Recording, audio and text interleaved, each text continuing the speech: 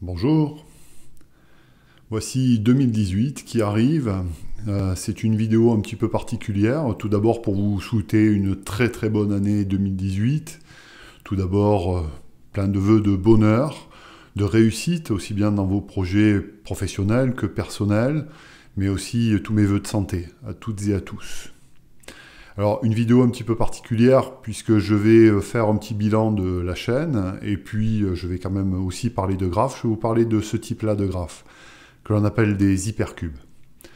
Alors tout d'abord la chaîne, je l'ai ouverte début avril 2017.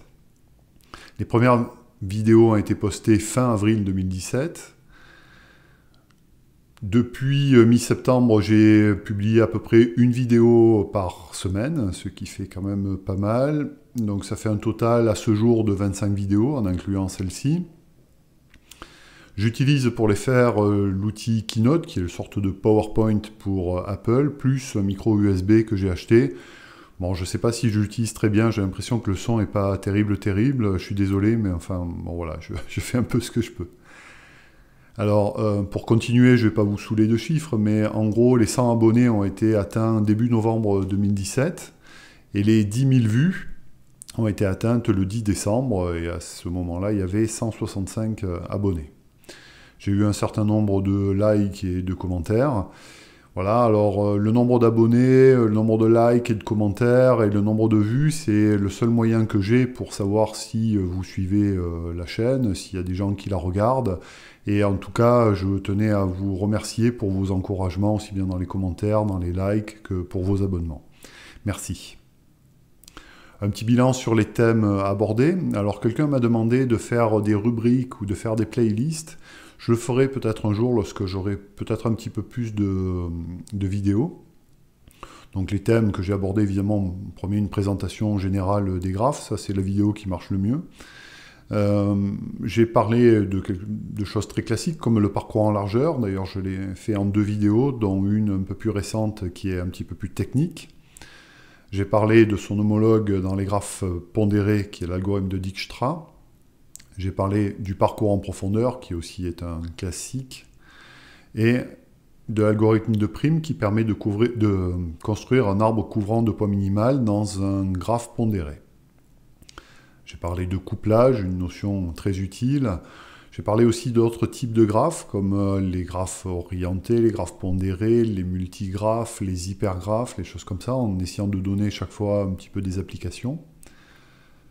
J'ai parlé aussi de la problématique du stockage des graphes en mémoire et de leur manipulation par des programmes, des logiciels. J'ai parlé du tri topologique à travers une application qui est la réalisation de tâches soumises à des contraintes de précédence.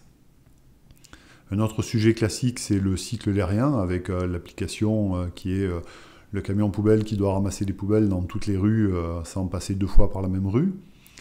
Le problème qui ressemble un peu, qui est celui du cycle hamiltonien, dans lequel il faut passer exactement une seule fois par chaque sommet.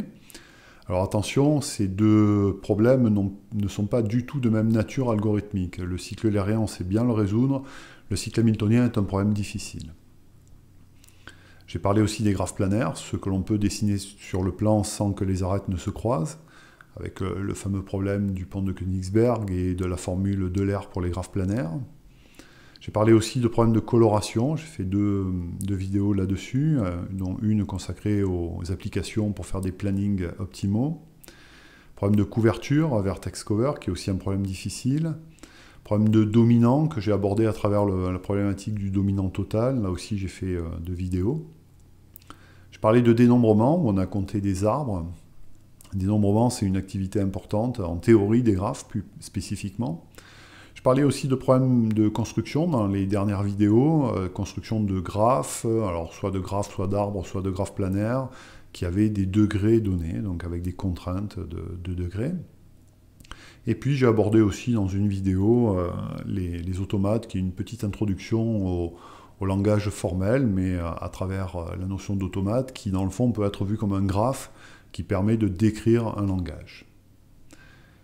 Alors, les objectifs de cette chaîne que je m'étais fixé, c'était évidemment présenter, parler, vulgariser les graphes.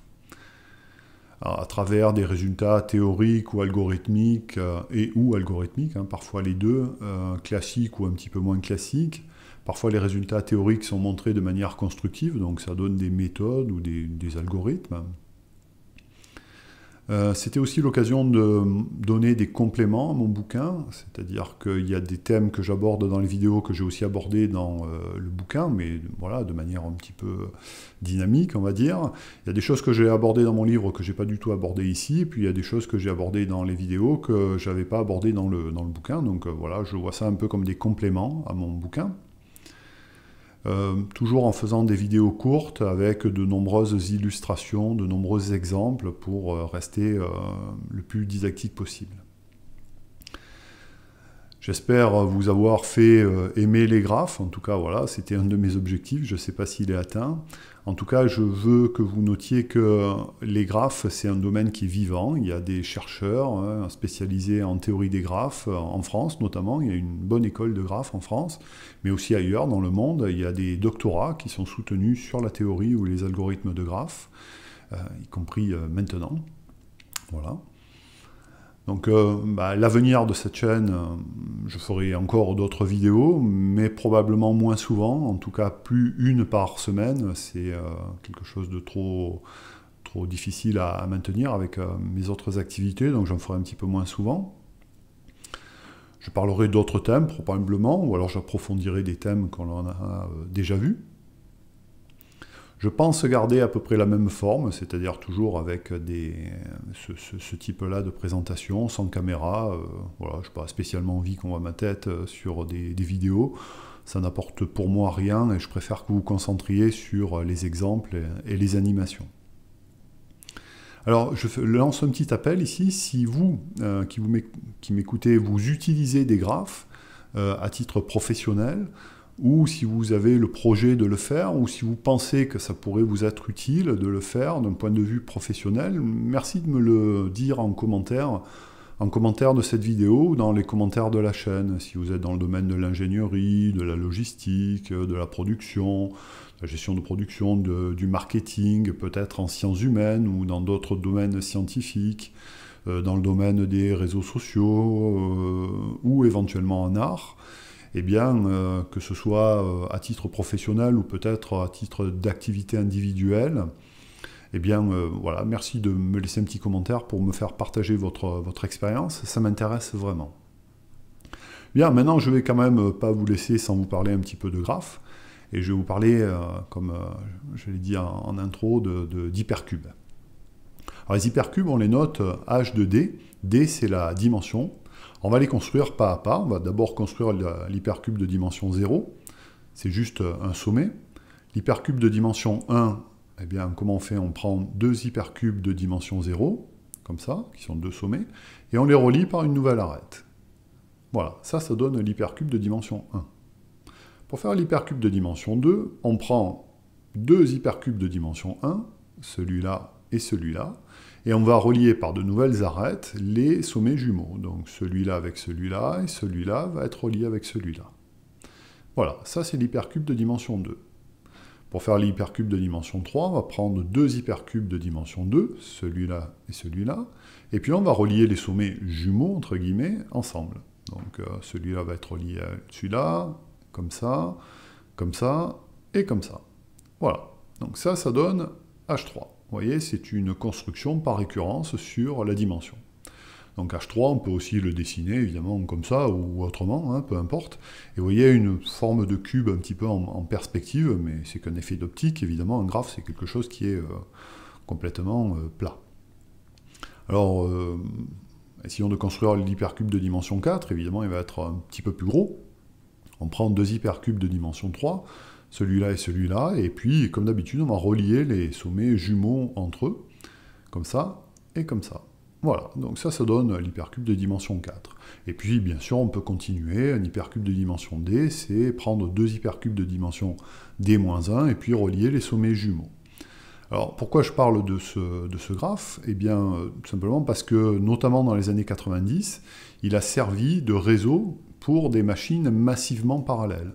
C'est-à-dire que chaque sommet était un processeur relativement puissant, avec de la mémoire, une certaine autonomie, Et les arêtes représentaient des liaisons réseau hein, pour communiquer directement entre voisins.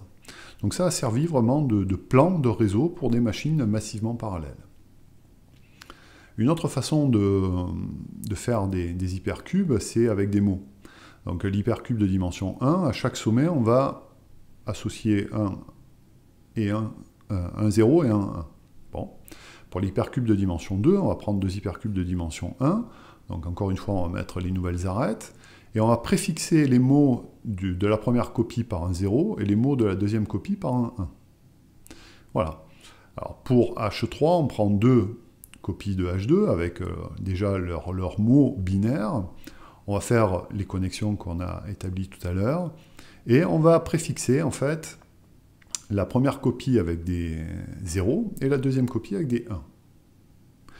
Donc on peut se rendre compte d'une chose, c'est que deux voisins ici, on peut continuer évidemment H4, H5, etc., deux voisins, deux mots binaires voisins diffèrent sur exactement un bit. Et voilà, et ça c'est une autre façon de construire l'hypercube. Maintenant, voyons je dirais, une application entre guillemets un peu plus théorique des hypercubes. Bon là, je l'ai illustré sur H3, on va le dessiner comme ça, de haut en bas. On va le lire vraiment de haut en bas ou de bas en haut. Et on va dire que 1, 1, 1 est associé, ici, puisqu'on est dans H3, à l'ensemble, par exemple, A, B, C. À un ensemble à 3 éléments. Donc A, c'est le premier, B, le deuxième, et C, c'est le troisième. Du coup, la couche d'en dessous va être associée à l'ensemble les sous-ensembles de ABC à deux éléments. Donc 0, 1, 1 est associé à, il n'y a pas A, mais il y a B et il y a C. 1, 1, 0 va être associé au sous-ensemble où il y a A, B, mais il n'y a pas C. 1, 0, 0 va être associé à l'ensemble AC. Puis la couche d'en dessous, où il n'y a qu'un seul 1, va être associé à tous les singletons. Donc celui-là c'est B, celui-là à côté c'est C, celui-là c'est A. Et le sommet qui est tout en bas, 0, 0, 0, lui, va être associé à l'ensemble vide. Voilà.